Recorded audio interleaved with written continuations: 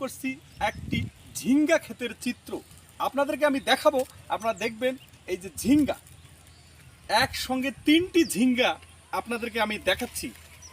আপনারা দেখতে থাকেন এই ঝিঙ্গা ক্ষেতের চালচিত্রটা আপনাদেরকে আমি এখন দেখাবো কীরকমভাবে ঝিঙ্গা হয়ে থাকে। এই যে আপনাদেরকে আমি ঝিঙ্গা দেখাচ্ছি, আর আমাদের স্থানীয় ভাষায় এটাকে আমরা তরাই বলে থাকি।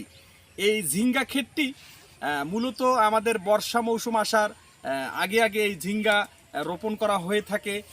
এটা খুবই খাবার একটা উপযোগী সবজি। এই সবজিটি বাজারে হরহামেশাই বিক্রি হয়। খুব সুন্দর এই ফুলগুলো আপনাদেরকে দেখাচ্ছি, ঝিঙ্গার ফুল আপনারা দেখতে পাচ্ছেন।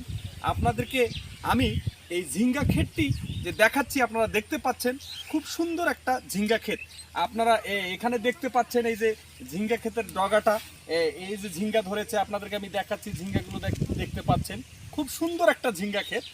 আর সবজি হিসাবে তরকারির জন্য এটা খুব সুস্বাদু এবং অনেক পুষ্টিগুণ সম্পন্ন একটি সবজি। আপনাদেরকে আমি দেখাচ্ছি, আপনারা দেখতে পাচ্ছেন এই ঝিঙ্গা ক্ষেতটি। এখন আপনাদেরকে আমি দেখাচ্ছি যে ফুলগুলো দেখতে পাচ্ছেন, খুব সুন্দর ফুল, হলুদে ফুল, বা আমাদের স্থানীয় ভাষায় আঞ্চলিক ভাষায় আমরা বলে থাকি।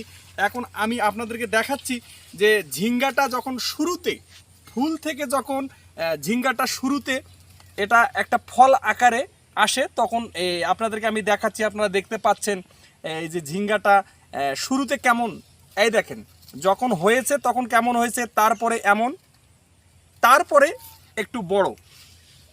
এই বড় ঝিঙ্গাটিও আপনাদেরকে আমি দেখাবো।